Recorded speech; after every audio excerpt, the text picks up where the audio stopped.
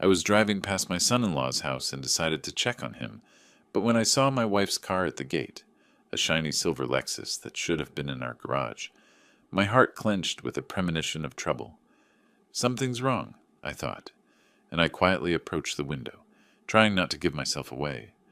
What I heard inside destroyed and changed my world forever.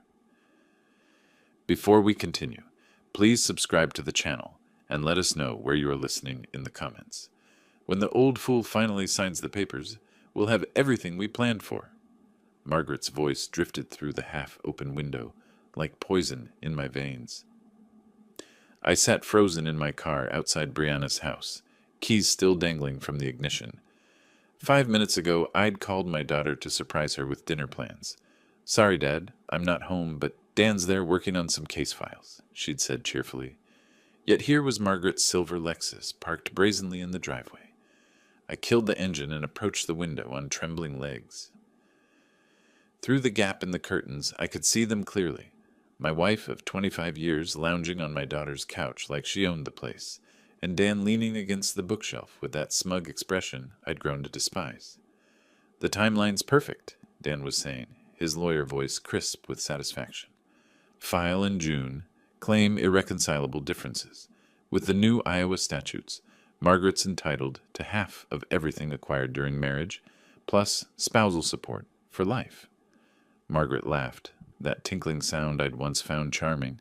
"The construction business alone is worth $12 million.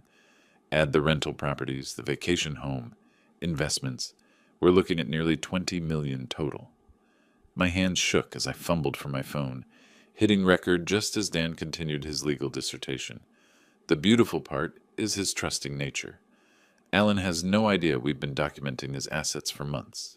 Bank statements, property deeds, business valuations, everything's already copied. He gestured toward a manila folder on the coffee table. He practically handed us the keys to his kingdom. 25 years of playing the devoted wife," Margaret said, examining her manicured nails. "Pretending to care about his boring construction stories, nodding sympathetically when he worried about payroll. God, the man actually believes I love him." A twig snapped under my foot. Both of them froze mid-conversation, heads turning toward the window like startled deer. I pressed myself against the brick wall, heart hammering against my ribs, sweat beading despite the April chill. "Did you hear something?" Margaret's voice carried a note of suspicion. "Probably just the neighbor's cat," Dan replied after a pause. "You're paranoid." "Can you blame me? If Alan discovered this before we're ready." "He won't. The man couldn't spot a conspiracy if it wore a neon sign." Dan's laughter held nothing but contempt. "By September, you'll be divorced, wealthy, and free to do whatever you want, with whoever you want." I forced myself to stay hidden until their conversation resumed, my phone capturing every venomous word. When I finally crept back to my car 15 minutes later, my entire world had shifted on its axis. 25 years of marriage reduced to a legal strategy session between my wife and son-in-law. The folder on that coffee table haunted me. Months of planning, documentation, preparation. While I'd been working 16-hour days to build our future, they'd been systematically mapping its destruction. I sat in the driver's seat, staring at my hands wrapped around the steering wheel, the same hands that had built a construction empire from nothing, that had provided every comfort Margaret enjoyed, that had walked her down the aisle when her own father refused to attend our wedding. Margaret's voice echoed in my memory. "The man actually believes I love him." The worst part? Until 30 minutes ago, I absolutely did. The front door opened just as I reached for my car keys. Margaret emerged first, her designer handbag swinging casually at her side, followed by Dan adjusting his tie with practiced precision. Neither expected to find me sitting in my Honda, and the shock registered on Margaret's face like a slap. "Alan?" Her voice climbed an octave. "What are you doing here?" I forced my expression into something resembling normalcy, though my pulse thundered in my ears. 25 years of marriage had taught me to read her moods, but apparently she'd been acting the entire time. "Just finished a job site inspection nearby," I lied smoothly, climbing out of the car. "Thought I'd stop by and see Brianna." Dan stepped protectively closer to Margaret, his lawyer instincts kicking in. Those pale gray eyes studied my face with uncomfortable intensity. searching for cracks in my story. She's not here, Margaret said quickly. We were just. I was helping Dan organize some legal documents for a client. The lie rolled off her tongue with practiced ease. How many lies had I swallowed over the years without question? Oh? I kept my voice light, conversational. I thought you'd be at work until 6 today. Didn't you mention something about the Henderson proposal this morning? A flicker of panic crossed her features. I left early. Headache. Sorry to hear that. I turned to Dan with manufactured friendliness, working on an interesting case. Asset division, he replied without thinking, then caught himself. For a divorce client. Very complex financial situation. The irony would have been amusing if it weren't destroying my life. Margaret's eyes darted between Dan and me, calculating. How long have you been here, Alan? Just pulled up. Why? No reason. But her smile looked painted on. You seem tense. Everything okay? The woman who'd plotted my financial ruin for months was asking about my well-being. I almost laughed. Long day. You know how it is. I gestured toward Dan. Don't let me interrupt your work session. We were just finishing up, Dan said, his hand settling possessively on Margaret's lower back. The gesture seemed automatic. Intimate. How long had that been happening? Good timing, then. I pulled out my phone to check the time, making sure they could see the device. Neither reacted, but I caught Dan's eyes lingering on the screen. I should head home anyway. Dinner won't cook itself. Margaret's laugh sounded forced. I'll be along shortly. Just need to wrap up a few things here. Take your time. I opened my car door, then paused as if remembering something. Oh, Margaret. Dr. Patterson's office called about rescheduling your physical. Something about a conflict with your work schedule? Her face went blank for a split second, the look of someone whose lie had been exposed. Then she recovered with impressive speed. Must be a mix-up. I'll call them later. No worries. These things happen. I slid into the driver's seat, heart hammering. See you both later. As I backed out of the driveway, I watched them in my rearview mirror. They stood frozen until my car disappeared around the corner, then immediately moved closer together, heads bent in urgent conversation. The three-way dance of deception was complete. They suspected I might have overheard something. I knew they were planning to destroy me, and all of us were pretending everything was perfectly normal. Margaret would drive home separately, armed with explanations for her early departure from work and her presence at Dan's house. She'd probably arrived at a dozen reasonable justifications by the time she walked through our front door, but she didn't know about the recording on my phone. 43 minutes of crystal-clear audio that would change everything. I pulled into traffic, hands steady on the wheel for the first time in an hour. The shock was wearing off, replaced by something colder and more focused. They thought they were playing chess with a checkers player. They were about to discover their mistake. The 15-minute drive home passed in a blur of traffic lights and muscle memory. My Honda found its way into our circular driveway without conscious direction past the manicured gardens. Margaret insisted we pay someone else to maintain, past the fountain she'd commissioned for our 20th anniversary. I sat in the car for several minutes, staring at the house I'd built with my own hands in 1995. Every board, every nail, every carefully planned detail had been a love letter to the woman who was now plotting to steal it from me. The front door opened into silence that felt different now, not peaceful, but hollow.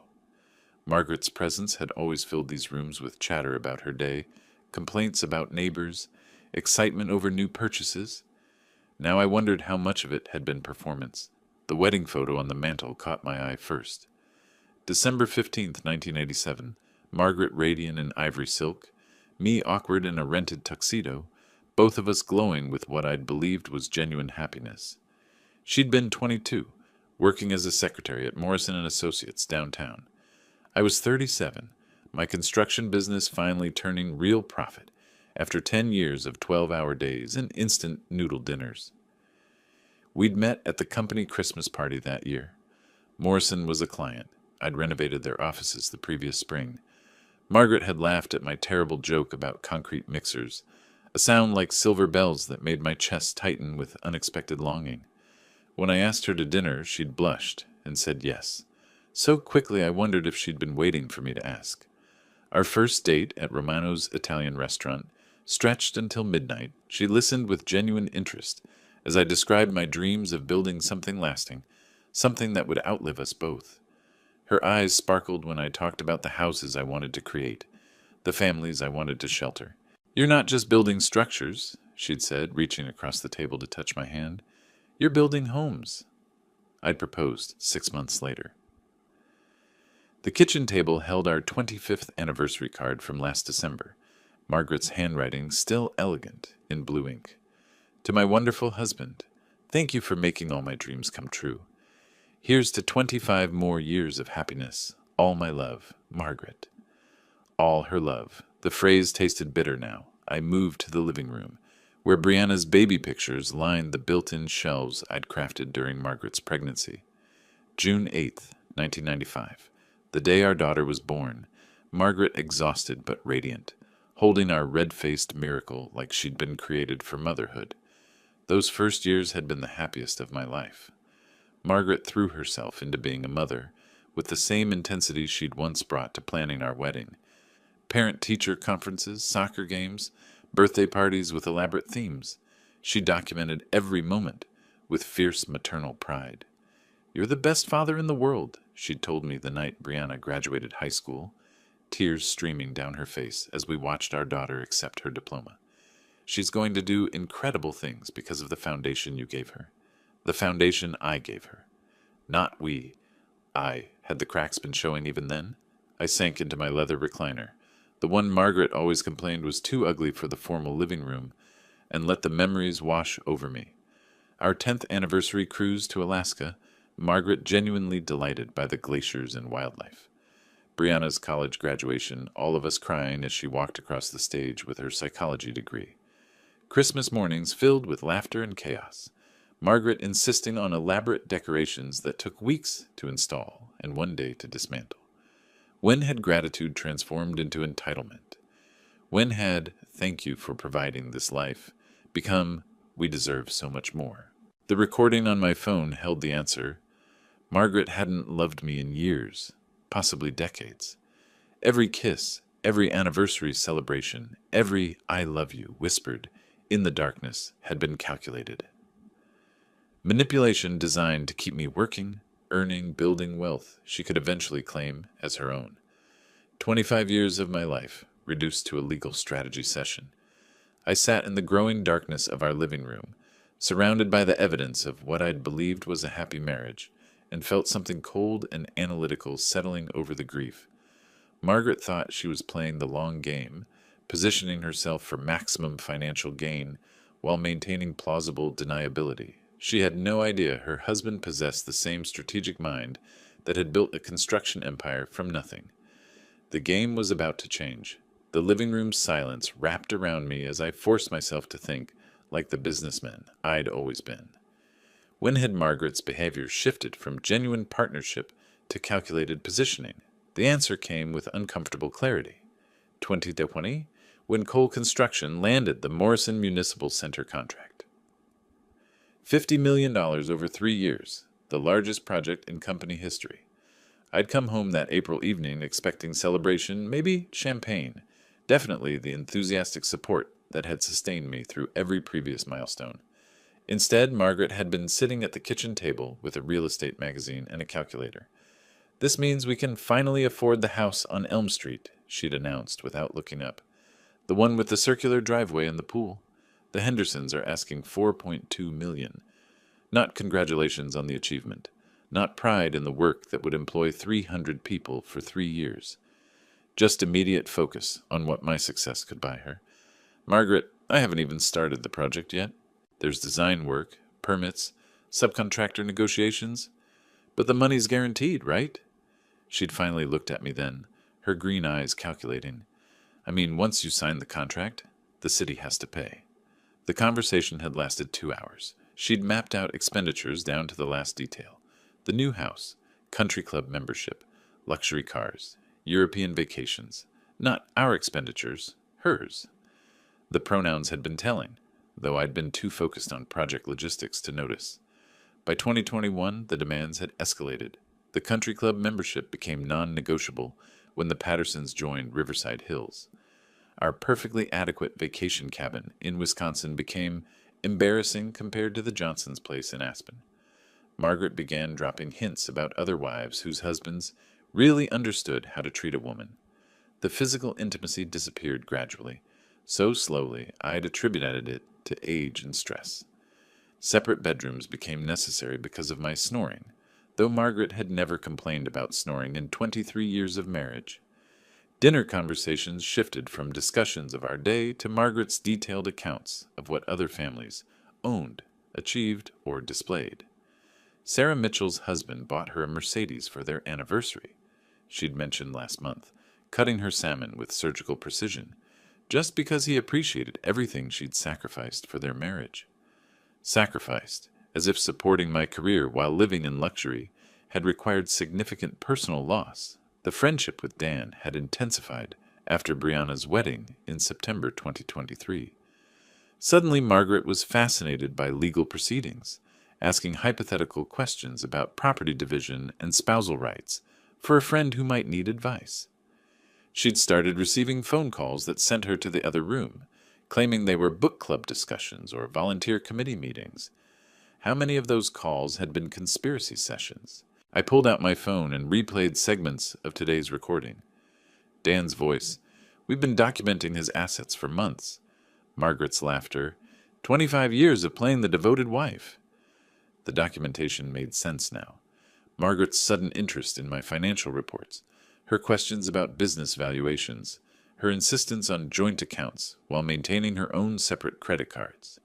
She'd been conducting reconnaissance while I'd been building the very empire she planned to steal. But Margaret had made a crucial error in her strategic planning. She'd underestimated the man who'd built Cole Construction from a single truck and a borrowed tool set. The same analytical mind that had navigated 35 years of construction projects, labor negotiations, and municipal contracts was now focused on a different kind of problem solving. They thought they were playing chess with someone who didn't know the rules. Margaret had spent months positioning her pieces while assuming I'd never noticed the board. She was about to discover that her husband understood strategy better than she'd ever imagined. I stood up from the recliner and walked to my home office, where files containing 35 years of business records lined built-in shelves. Tax returns, contracts, partnership agreements, property deeds, everything Margaret thought she'd been secretly documenting. But I knew something she didn't. The real assets weren't in those files. I reached for my phone and scrolled through my contacts until I found the number I needed. Marcus Webb, my accountant, my friend, and the only person who knew about the offshore arrangements I'd established years ago for tax optimization purposes. Time to make a call that would change everything. 3 days of methodical research had transformed my home office into a war room. 2 laptops hummed quietly on the mahogany desk I'd built 15 years ago, their screens displaying bank statements, legal databases, and property records. Yellow legal pads covered every surface, filled with columns labeled assets, weaknesses, timeline, and leverage points. I'd shaved carefully that morning, put on my best navy suit, and slipped on the reading glasses Margaret always said made me look distinguished. Strange how quickly grief could crystallize into strategy when you had 35 years of business experience to draw from. Marcus Webb had been more helpful than I dared hope. 3 offshore accounts I'd established years ago for tax optimization, completely legal, fully documented but invisible to anyone without forensic accounting skills. Margaret's amateur reconnaissance mission had missed the real treasure. She'd been cataloging the visible kingdom while the crown jewels remained hidden in plain sight. But Margaret had been busy too. Her credit card statements told a fascinating story. $47,000 in unauthorized transfers over 8 months, funneled to a joint savings account I'd never opened. The beneficiary name made my jaw clench. Daniel Thompson. They'd been positioning themselves as financial partners long before their divorce conspiracy began. Luxury lunches at Riverside Country Club, $300 spa treatments, designer clothing purchases that coincided suspiciously with her book club meetings. Every expense painted a picture of a woman preparing for a different life. The 8 out of 500 Herm Daughters handbag she'd bought last Tuesday carried particular irony, given that she'd complained about grocery costs just that morning. Dan's vulnerabilities proved even more illuminating. My construction industry contacts had been generous with information about Davenport's most ambitious attorney. The man who planned to steal my fortune was drowning in debt. $180,000 in student loans, an $8,500 monthly office lease chosen for image over prudence, and a growing reputation for cutting ethical corners when payment schedules got tight. Thompson's a sharp lawyer, Jim Morrison from Morrison Concrete had told me over coffee. But he's got champagne tastes on a beer budget. Owes 3 of my subcontractors nearly 25 grand total. Always promises payment next week and then disappears when the bills come due. The State Bar Association's website revealed 2 dismissed ethical complaints in the past year, both involving client fund mismanagement. Dismissed, but documented. In legal circles, even unsuccessful complaints left stains on professional reputations. I leaned back in my leather chair, surveying the intelligence gathered over 72 hours of patient investigation. Margaret and Dan had underestimated their opponent catastrophically. They'd seen a trusting husband who worked long hours and rarely questioned household expenses. They'd failed to recognize the analytical mind that had built Cole Construction from a single truck into a $12 million enterprise. The phone rang, jarring me from my strategic reverie. Brianna's name flashed on the screen. "Hey, sweetheart." I kept my voice warm, normal. "How's your day going?" "Dad, I need to ask you something." Her tone carried the careful neutrality she used with troubled patients. "Is everything okay between you and Mom lately? There's been this weird tension whenever I'm around both of you." My hand tightened on the phone. How much did she know? How much had Dan told her about their conspiracy? What makes you ask? "Little things. Mom seems stressed about money, which is strange since business has been so good. And Dan keeps asking weird questions about your company structure, like how the partnerships work and who controls what assets." She paused. "It feels like they're fishing for information, but I can't figure out why." Fishing for information? My daughter's psychology training had detected the predatory behavior her mother and husband thought they'd hidden. "Probably just curiosity about how the business world works," I said carefully. "Your mom's always been interested in financial security?" "Maybe." But Brianna didn't sound convinced. "Dad, if something was wrong, I mean really wrong, you'd tell me, right?" The question hung between us like a loaded weapon. Tell her what? That her mother was planning to destroy me financially? That her husband was orchestrating the whole conspiracy? That the family she'd trusted her entire life was built on lies? "Of course, sweetheart, but everything's fine. Just the usual business pressures." After we hung up, I sat staring at my research notes. Dan had been pumping my daughter for information about my business structure. The scope of their intelligence-gathering operation was broader than I'd realized. Time to make sure they got exactly the information I wanted them to have. I was still processing Brianna's warning about Dan's fishing expedition when my secure phone line rang. Sarah Chen, my accountant for 12 years, her voice crisp with professional efficiency. "Alan, I've got the asset protection documents ready for signature. When you mentioned wanting to update estate planning, I took the liberty of researching optimal structures." A pause. "This is about more than estate planning, isn't it?" "How perceptive of you. 28 years in forensic accounting teaches you to read between the lines. Should I ask what kind of threat we're protecting against?" "The domestic variety." Sarah's silence spoke volumes. She'd handled 3 divorces for my construction crew supervisors. She knew the landscape. "I'll have everything ready by noon," she said. "The business assets will be completely insulated from any personal legal action. Whoever's planning to take a run at your personal finances won't even see the real money." By 10 a.m., I was sitting across from Tom Bradley, president of First National Bank and my golf partner for 15 years. The mahogany conference room smelled of coffee and leather, familiar territory where I'd negotiated dozens of construction loans. "Account security review," I said, sliding documents across the polished table. "I need all joint access points verified and temporarily frozen pending identity confirmation." Tom's eyebrows rose slightly. "This is comprehensive, Alan? Every joint account, credit line, and automatic payment system?" "Every single one." "May I ask?" "You may not." But I smiled when I said it. "How long for the security holds to take effect?" "Immediately upon your signature. All account holders will receive notification that access requires in-person verification. with photo ID and secondary documentation. Tom studied my face. This is going to inconvenience Margaret significantly. I'm counting on it. The security holds activated at 11:47 a.m., just as Margaret was sitting down for her weekly lunch at Riverside Country Club with 3 other construction wives. My phone buzzed with the first declined transaction at 12:03 p.m. I was reviewing contractor bids when Margaret's panicked call came at 12:15. Alan, something's wrong with our accounts. My card was declined at lunch, and when I called the bank, they said there's a security hold. Do you know anything about this? Perfect innocence. No mention of the joint account with Dan's name. No acknowledgement of the missing $47,000. No admission that she'd been moving money without my knowledge. Security hold? That sounds serious. Did they say what triggered it? Something about verifying identity and account access? It's embarrassing, Alan.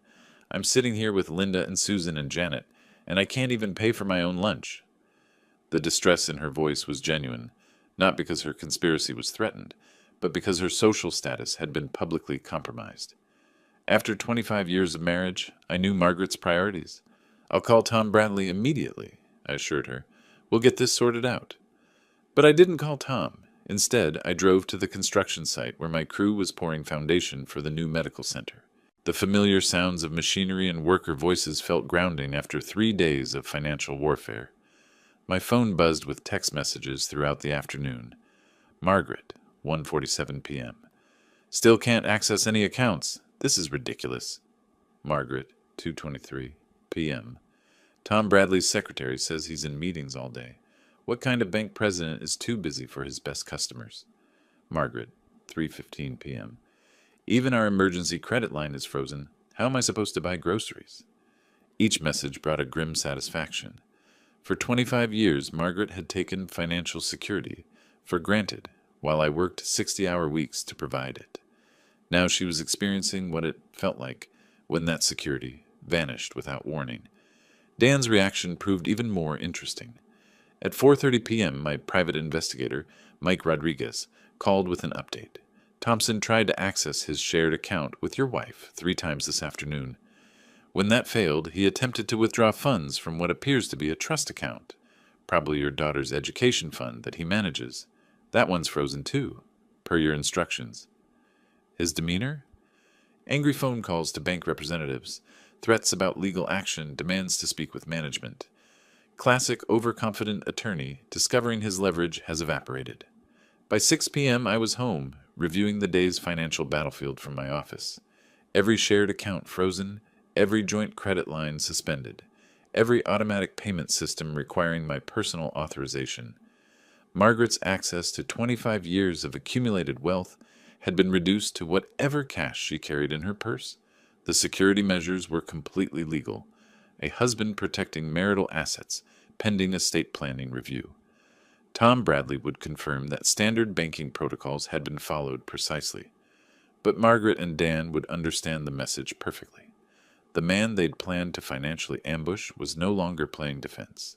My phone rang at 6:47 p.m., Margaret's number, but the voice that answered would be desperate now, not manipulative.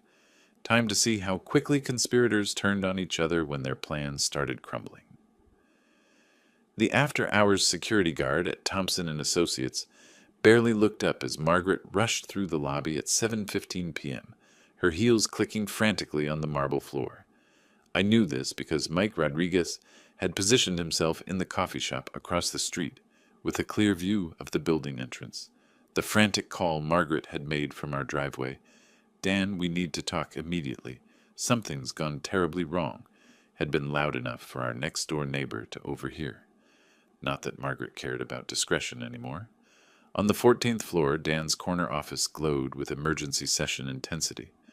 Through his window, anyone with binoculars could see 2 figures hunched over a conference table covered with documents, their body language screaming crisis management. He knows.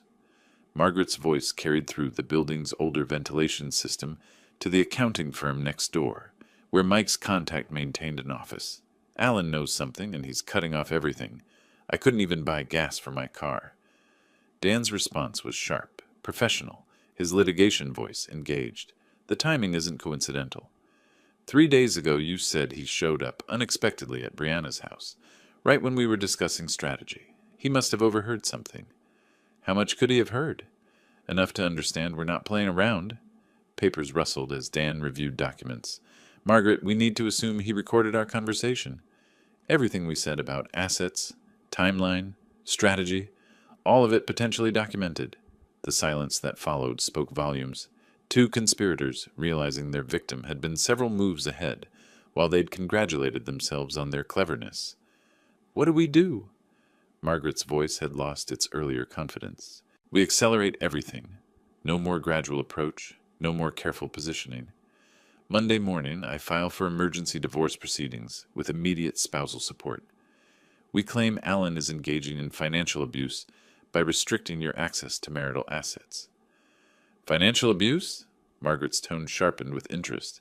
That sounds legally compelling, Dan finished. We paint him as a controlling husband who uses money to manipulate and intimidate.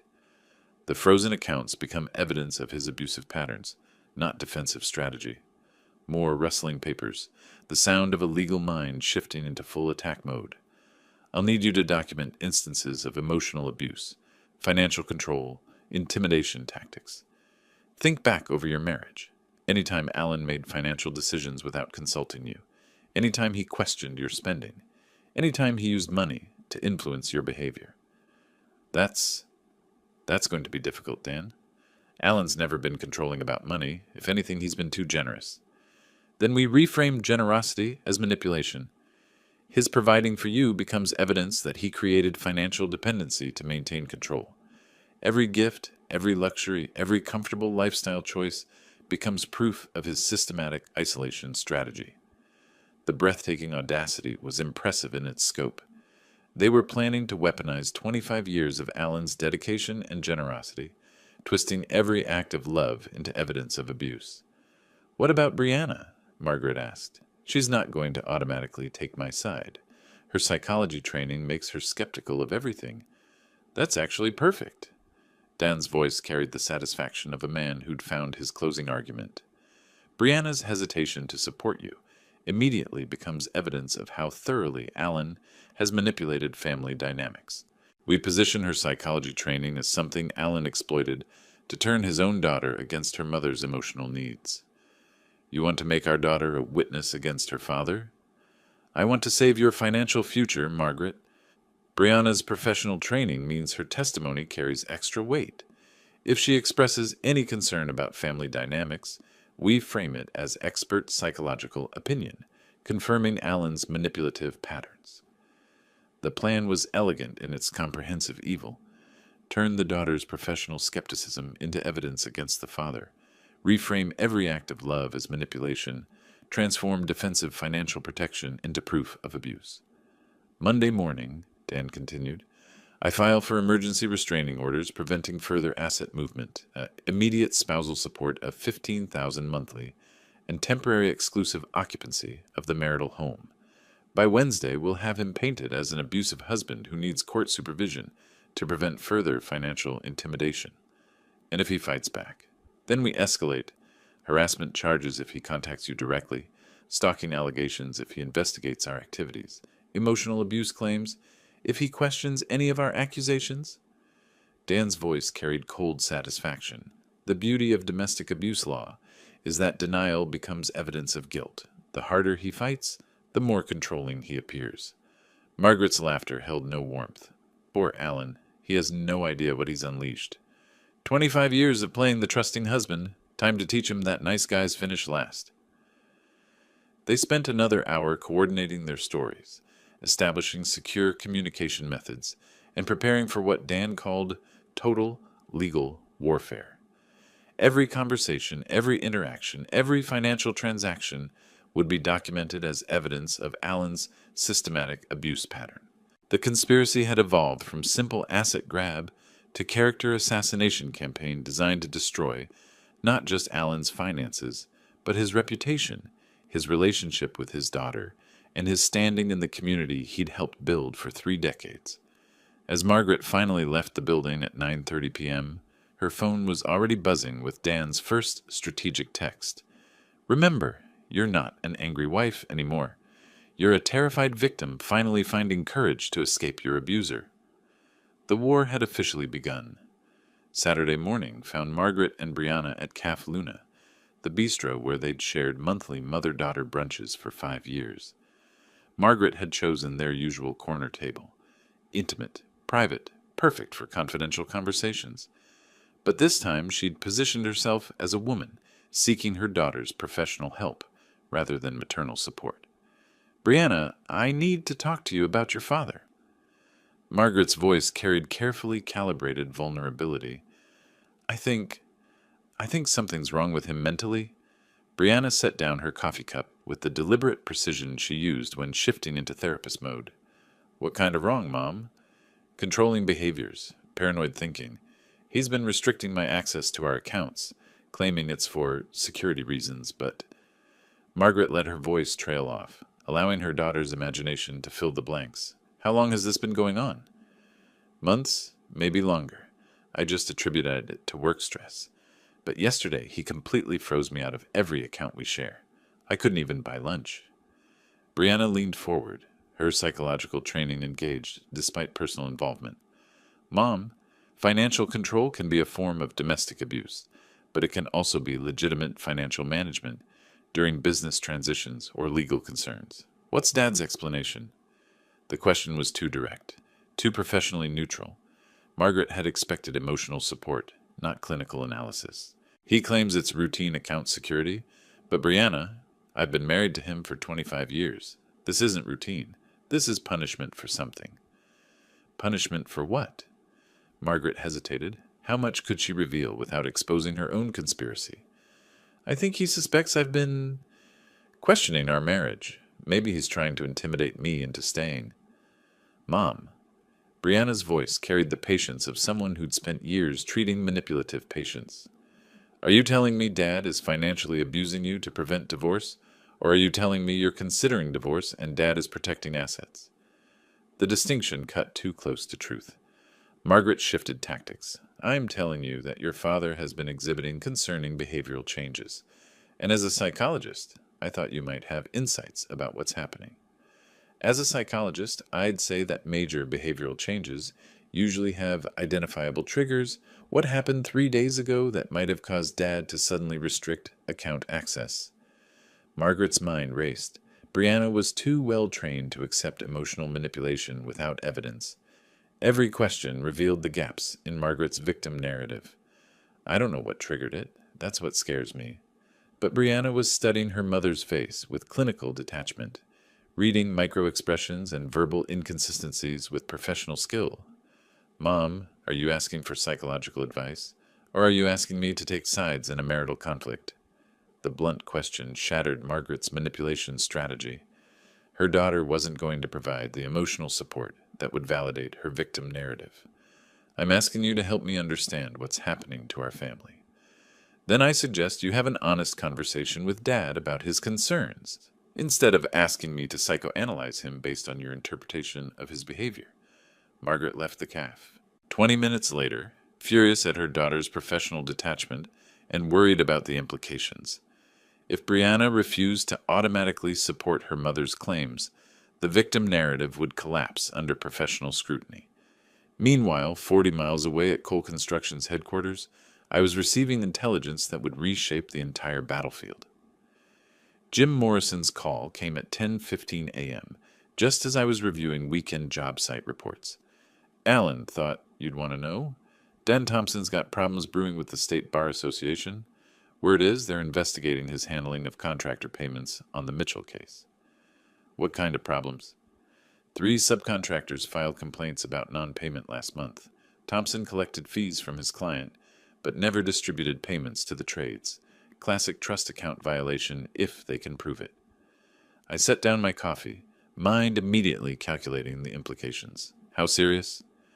Serious enough that the Bar Association scheduled a hearing for next week. Thompson's scrambling to find $23,000 to make the subcontractors whole before the investigation concludes. $23,000, the exact amount Dan owed according to my research. Jim, Would those subcontractors be willing to discuss their experience with Thompson if someone from the construction community reached out? Absolutely.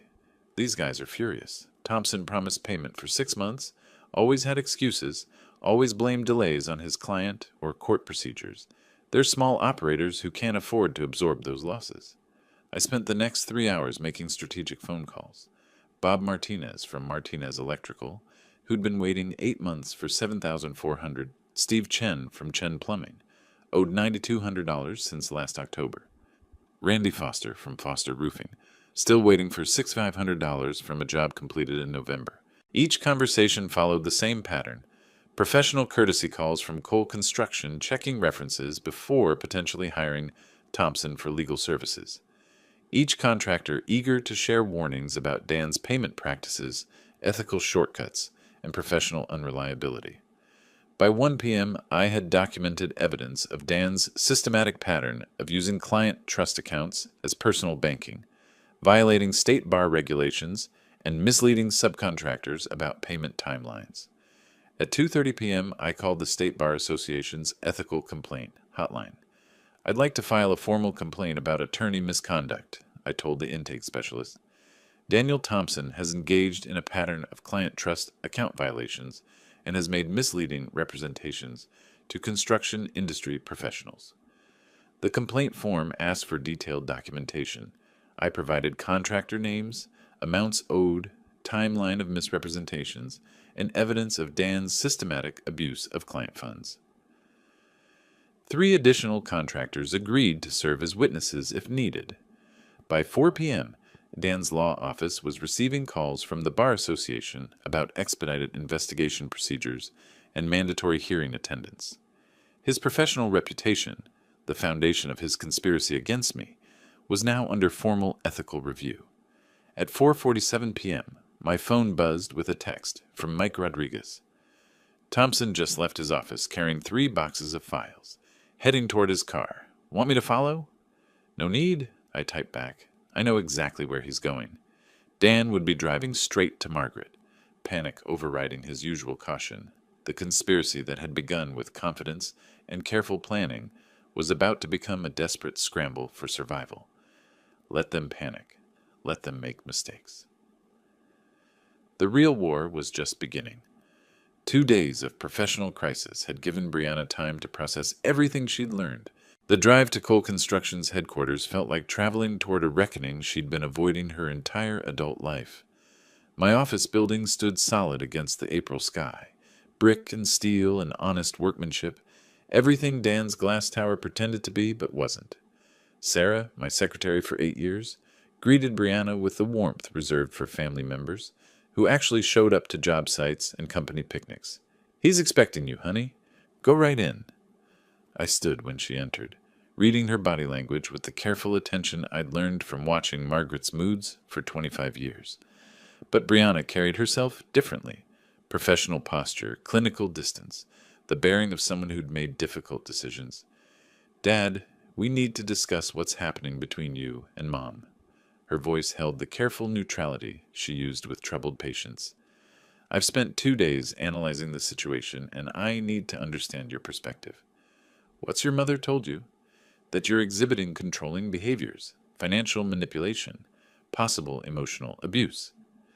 She sat across from my desk, hands folded precisely. She wants me to support her victim narrative using my professional credentials. The clinical language was jarring coming from my daughter, but I recognized her strategy. Distance herself emotionally to evaluate facts objectively. And what do you think?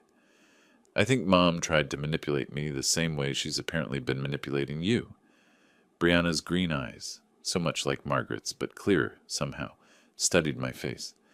Show me the evidence, Dad. I need to hear what you heard. I hesitated.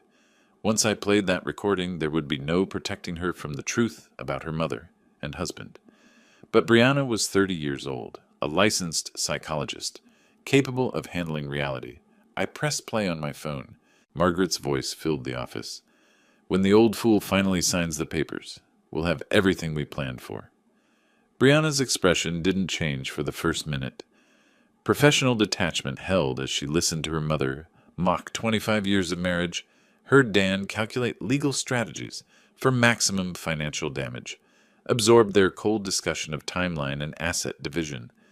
But when Margaret said, 25 years of playing the devoted wife, Brianna's composure cracked slightly. Her hands clenched once, then relaxed. The recording ended.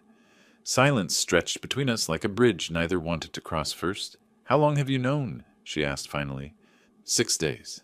I overheard this conversation at your house last Tuesday. And you've been... what? Building a defense strategy while pretending everything was normal? Something like that. She leaned back in her chair, processing. Mom asked me to evaluate your mental state. She wanted me to provide professional opinion that you were exhibiting abusive patterns. What did you tell her? That I couldn't ethically assess someone without proper evaluation, that her claims seemed inconsistent with your established behavioral patterns. Brianna's voice carried a note of anger now. She tried to use my training as a weapon, Dad, against you and against professional standards. The weight of betrayal, not just mine but hers, settled between us. I'm sorry you've been dragged into this, sweetheart. I'm not. Her tone sharpened with resolve. I'm glad I know the truth. The question is, what happens now? I studied my daughter's face. Seeing strength I'd helped build, but independence I couldn't control. That's your choice, Brianna. I won't ask you to choose sides. I already have. She stood up. Decision made. I choose truth over family loyalty. I choose evidence over emotion. And I choose to support the parent who didn't try to manipulate my professional ethics. Relief flooded through me, followed immediately by concern. What about Dan? What about him? Her voice went cold. My husband participated in a conspiracy to financially destroy my father while using my psychology practice as cover. That marriage is over. Brianna, Dad, I'm not making this decision in anger. I'm making it based on character assessment and behavioral evidence. She moved toward the door, then paused. I'll testify honestly about family dynamics, if needed, but I won't be anyone's weapon, including yours. I understand. Good, because there's one more thing I need to do. She left my office with the determined stride of someone who'd found moral clarity in a situation designed to destroy it. 20 minutes later, she'd be walking into her own home to confront the man who'd betrayed not just me, but the professional ethics she'd spent years building. I sat alone in my office, surrounded by the evidence of 35 years of honest work, and felt something I hadn't experienced since this nightmare began. Hope that truth might actually matter. Brianna's key turned in the lock at 7:30 p.m., and Dan's startled expression revealed he hadn't expected her home early. He sprawled on our living room couch, legal documents scattered across the coffee table, a half-empty whiskey bottle within reach. We need to talk, I announced, setting my purse down with deliberate precision. Rough day? He didn't look up from whatever case file he was pretending to review. The Barrett deposition got postponed again. I know about the conspiracy, Dan. His head snapped up. The careful lawyer's mask slipped, revealing something desperate underneath. What conspiracy? The one where you and my mother planned to financially destroy my father, while using my psychology credentials to support false abuse allegations. I remained standing, maintaining advantage. I heard the recording. Every word. He set down his whiskey glass with exaggerated calm. Brianna, I think you're misunderstanding. 25 years of playing the devoted wife. Sound familiar? The color drained from his face. Dan Thompson, who could argue cases before the state Supreme Court, suddenly looked like a man watching his world collapse. How much did you hear? Everything. Asset division strategy, timeline, your fee calculation, Mom's performance reviews. I sat across from him, maintaining professional distance. Was our entire marriage part of this plan? 3 days later, Margaret discovered that social destruction moved faster than legal proceedings. The Riverside Country Club's dining room buzzed with Saturday brunch conversation, but clusters of women fell silent as she approached their tables. Linda Patterson, her bridge partner for 5 years, became fascinated by her eggs, Benedict, when Margaret stopped to say hello. Susan Morrison claimed an urgent phone call rather than continue their conversation. By the time Margaret reached her usual table, she understood that the conspiracy had become public knowledge. Margaret, dear. Janet Crawford's voice carried false sweetness. We missed you at the planning committee meeting yesterday. What meeting? I wasn't informed. Oh, didn't you get the message? We had to make some organizational changes. You understand. Margaret was beginning to recognize the pattern. Phone calls not returned. Invitations rescinded. Social doors closing with whispered efficiency.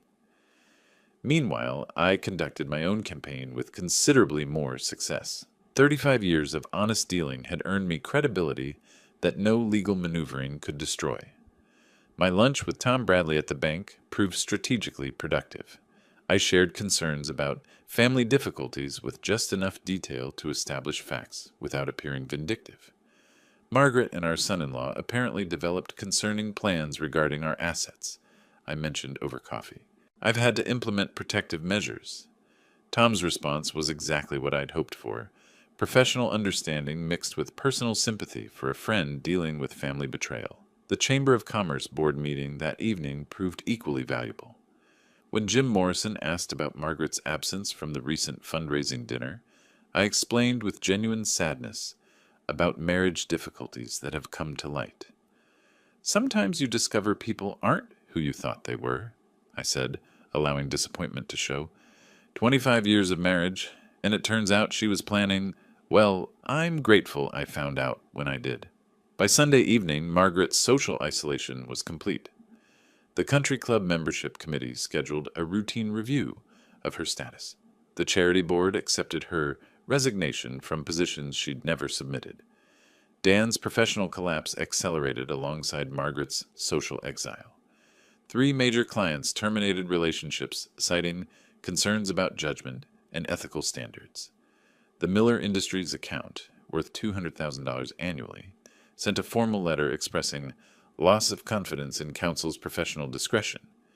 Margaret's frantic Sunday night call to Dan carried desperation I could hear through their apartment's thin walls. Everyone knows Dan. Everyone. I can't show my face anywhere in this town. We'll file emergency motions Monday morning. Force Alan into defensive position. Before what? Before you lose your law license? Before I move back to my sister's house in Minnesota? Their mutual recrimination session lasted until midnight, 2 conspirators discovering that shared guilt wasn't the same as shared solutions. Tomorrow would bring their last desperate gambit. I was ready. Monday morning found Margaret in Linda Hawthorne's downtown office, a divorce attorney whose reputation for scorched earth tactics had earned her both notoriety and high fees. The glass conference room overlooked the courthouse where Margaret hoped to destroy me, but the lawyer's expression suggested limited optimism. Mrs. Cole, I've reviewed your materials. Linda's voice carried professional skepticism. Your husband's financial protective measures appear legally sound. Joint account holders have rights to restrict access during marital discord. But it's financial abuse! Margaret's desperation leaked through her victim persona. He's controlling every aspect of my access to money we earned together. Money he earned, according to tax records spanning 25 years. Linda consulted her notes. Your income contributions appear minimal. You haven't been employed outside the home since 1989. Margaret's face flushed. Being a homemaker had represented luxury and security. Now it looked like evidence of dependency. What about emotional abuse, intimidation tactics? What specific incidents can you document? The question hung in the air. Margaret had spent sleepless nights trying to construct believable abuse patterns from 25 years of Alan's genuine consideration and generosity. He's controlling about money, always has been. Can you provide examples of threats, physical intimidation, isolation from family or friends? Well, no, but Mrs. Cole, domestic abuse cases require evidence. Has your husband ever threatened you physically, prevented you from leaving the house, monitored your communications? Each question struck holes in Margaret's fabricated narrative. Alan had never raised his voice in anger, never restricted her activities, never questioned her friendships. 10 blocks away, Dan discovered that bar association investigations moved with bureaucratic efficiency when they wanted answers. Monday morning's ethics committee call carried implications beyond contractor payment delays. Mr. Thompson, we've received additional complaints regarding your handling of client trust accounts, specifically allegations that you've been using client funds for personal expenses, pending case resolution. Dan's hand tightened on the phone. Those allegations are unfounded. I've always maintained proper accounting. We have documentation from Martinez Electrical showing invoices submitted 8 months ago with promises of payment, pending client approval. Yet your client settled 6 months ago. Where are those funds currently? The answer was his personal checking account, where contractor payments had been diverted to cover office rent and student loans. What had seemed like resourceful cash flow management now appeared as embezzlement. There may have been administrative delays. Mr. Thompson, we're scheduling a formal hearing for Thursday morning. You'll need complete financial records for all client accounts dating back 18 months. By Wednesday evening, Margaret and Dan had reached the desperation that breeds dangerous decisions. Their emergency strategy session in Dan's nearly empty office felt like generals planning a final assault with no ammunition. We have to file domestic violence claims, Margaret announced with false confidence. It's the only way to force him into defensive position. Margaret, false domestic violence allegations are felony charges if we're caught, given the evidence he probably has. What evidence? I've never said anything in front of cameras or witnesses that would contradict. She stopped, remembering the recording that started this cascade. The recording proves we were planning financial strategy, not documenting his abuse. So we reframe it. Your legal expertise, my victim testimony, make the narrative about long-term emotional manipulation and financial control. Dan stared at her across the conference table. 6 months ago, she'd been a bored housewife seeking excitement. Now she was proposing perjury in federal court. If this fails, we're both facing criminal charges. If we don't try, I'm facing poverty, and you're facing disbarment anyway. Margaret's voice carried the calculation of someone who'd lost everything except the ability to take others down. At least this way, we go down fighting. Thursday morning's restraining order hearing would determine whether their Hail Mary succeeded, or whether they'd simply provided Allen with more conspiracy evidence. Neither realized their opponent had spent the entire week documenting every phone call, every desperate meeting, every lie they'd told to lawyers and friends. Allen Cole wasn't just defending himself anymore. He was building a prosecution case. The Davenport County Courthouse felt different on May 1st, as if 35 years of honest reputation had crystallized into something tangible I could carry into battle. Judge Patricia Hendricks presided over domestic relations court with no-nonsense efficiency, having seen every form of family deception imaginable. Margaret sat at the plaintiff's table with Linda Hawthorne, wearing the carefully chosen outfit of a battered wife. Conservative dress, minimal makeup, nervous demeanor that might have been genuine given the stakes. Mrs. Cole, Judge Hendricks began, reviewing the emergency restraining order petition, you allege your husband has engaged in financial abuse and intimidation. Can you describe specific incidents that led you to fear for your safety? Margaret's voice trembled with practiced vulnerability. Your Honor, for months my husband has been restricting my access to our accounts, monitoring my spending, making threats about what would happen if I tried to leave. What kind of threats, Mrs. Cole? Financial threats, that I'd be left with nothing, that he'd use his business connections to destroy my reputation. Margaret paused for effect. Last week he completely cut off my access to money, even for basic necessities. I watched my wife of 25 years perjure herself with increasing confidence. Each lie built upon the previous one, creating fictional abuse from a man who'd spent decades providing every comfort she'd demanded. Judge Hendricks turned to my attorney, James Morrison. Does the defendant wish to respond? James stood with calm authority, earned through 30 years practicing law without suborning perjury. Your Honor, we have evidence that Mrs. Cole's claims are not only false, but part of a deliberate conspiracy to defraud the defendant of marital assets. That's a serious allegation, Counselor. We have audio recording of Mrs. Cole and her co-conspirator, Daniel Thompson, planning this exact scenario 6 weeks ago. Margaret's face went white. Linda Hawthorne whispered frantically in her client's ear, but damage control was impossible when your entire case was built on lies. I'd like to present Exhibit A, James continued, connecting his phone to the courtroom's audio system. Margaret's voice filled the chamber. When the old fool finally signs the papers, we'll have everything we planned for. For 43 minutes, Judge Hendricks listened to the complete conspiracy unfold. Margaret's mockery of our marriage, Dan's legal strategies for asset seizure, their calculated plan to manipulate Brianna's psychology credentials. The man actually believes I love him, Margaret's recorded voice declared with casual cruelty. I watched my wife's fabricated victim narrative crumble in real time. Her coach testimony about fearing for her safety became absurd when contrasted with her recorded laughter about manipulating the old fool. Judge Hendricks stopped the recording. Mrs. Cole, do you have any response to this evidence? Margaret's mouth opened and closed silently. Linda Hawthorne's face had gone pale as she realized her client had used her to file fraudulent court documents. Your Honor, Linda said carefully, I request permission to withdraw from this case. I was not informed of these circumstances when I agreed to representation. Motion granted. Judge Hendricks fixed Margaret with the stare she reserved for perjurers. Mrs. Cole, I'm dismissing your restraining order petition with prejudice. Furthermore, I'm referring this matter to the District Attorney's Office for investigation of possible perjury charges. The gavel fell with finality that echoed through the courtroom. 2 weeks later, the divorce settlement reflected Margaret's spectacular miscalculation. Her documented deception eliminated any claim to spousal support, and the prenuptial agreement she'd forgotten, signed eagerly in 1907, limited her to minimal asset division. Dan's law license suspension became permanent revocation when the Bar Association discovered $127,000 in missing client funds. Last I heard, he'd moved to Nebraska and was working as a paralegal. Brianna filed for divorce the day after the hearing, citing irreconcilable differences.